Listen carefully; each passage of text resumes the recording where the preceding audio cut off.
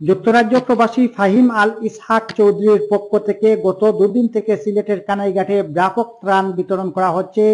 আজ সোমবার কানাইঘাট উপজেলার দক্ষিণ বাণীগ্রাম ইউনিয়নের গোড়াইগ্রাম আল হেরা মাদ্রাসা ও রাজাগঞ্জ ইউনিয়নের তালবাড়ি জামিয়া ইসলামিয়া ইউসুফিয়া দাখিল মাদ্রাসায় বন্যা কবলিত এলাকার কয়েক শতাধিক ক্ষতিগ্রস্ত মানুষের মাঝে এসব ত্রাণ সামগ্রী বিতরণ করা হয়েছে। আমি আপনাদের জানিয়ে রাখি যে এর পূর্বে গত শনিবার উপজেলার পৌরসভা সহ সাতবাগ ও সদর ইউনিয়নে যুক্তরাজ্য প্রবাসী ফাহিম আল ইসহাক চৌধুরীর পক্ষ থেকে ত্রাণ বিতরণ করা হয়। আমি বিশ্বস্ত সূত্রে জানতে পেরেছি যে ফাহিম আল ইসহাকের এসব ত্রাণ সামগ্রী কানাইঘাট উপজেলার প্রত্যন্ত অঞ্চলে পৌঁছাবে।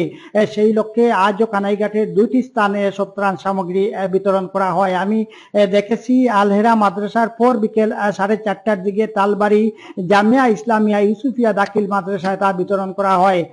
এ সময় রাজাগঞ্জ ইউনিয়নের চেয়ারম্যান মাওলানা শামসুল ইসলামের সভাপতিত্বে প্রধান অতিথির বক্তব্য রাখেন যুক্তরাজ্য প্রবাসী ফাহিম আল ইসহাক চৌধুরীর বড় ভাই জনাব এটিএম সেলিম চৌধুরী। বিশেষ অতিথির বক্তব্য রাখেন বিশিষ্ট সমাজসেবী ও লেখক অধ্যাপক জনাব আব্দুর রহিম, মাদ্রাসার অধ্যক্ষ মাওলানা শরীফ আহমদ, মাস্টার ফয়সল আহমদ সহ বেশ কয়েকজন অতিথিবৃন্দ। এর পূর্বে আমি দেখেছি গোড়াইগ্রাম আলহেরা মাদ্রাসায় বাণীগ্রাম ইউনিয়নের চেয়ারম্যান জনাব লুকমান আহমদের সভাপতিত্বে বন্যায় ক্ষতিগ্রস্তদের উদ্দেশ্যে সংক্ষিপ্তভাবে কথা বলেন অতিথিবৃন্দ।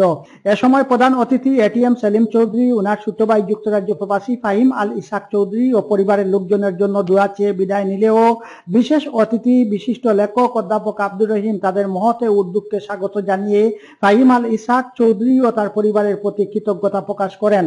আমরা আমার ভাইয়ে বিভিন্ন সময় আমাদের জকিগঞ্জ বিভিন্ন অঞ্চলে বিভিন্ন মাদ্রাসা মসজিদ শহীদগুলা দান করে আসছেন।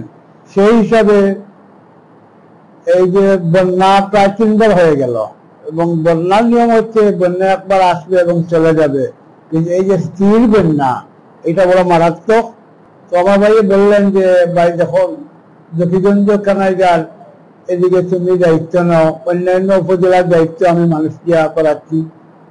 সিলেট বিভাগের অনেক জায়গায় মানে ত্রাণ সামগ্রী বিতরণ করাচ্ছেন। সেই হিসাবে উনি আমাকে বলার সাথে সাথে আমি আমার আত্মীয় এবং বাল্যবন্ধু রহিম ভাইকে বললাম, আমি জানি উনি অত্যন্ত দক্ষ এবং সৎ মানুষ। কানাইঘাটের বিভিন্ন স্থান ওনার মাধ্যমে আমরা ত্রাণ বিতরণে করতেছি। তো আপনারা আমাদের জন্য দোয়া করবেন যাতে আমরা অহংকার মুক্তভাবে আমরা মানুষের পাশে দাঁড়াতে পারি। পরিশেষে আমার ভাইয়ের পক্ষ থেকে আবার সালাম জানিয়ে বিদায় নিচ্ছি। আসসালামু আলাইকুম রহমতুল্লাহ।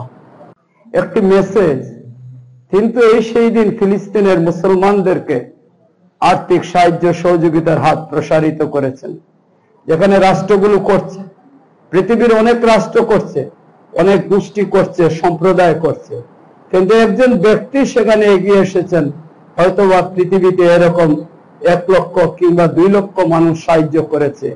সেই তালিকায় ফাহিম আল ইসহাক চৌধুরী ফিলিস্তিনের মুসলমানদেরকে আর্থিক সহযোগিতা করেছেন।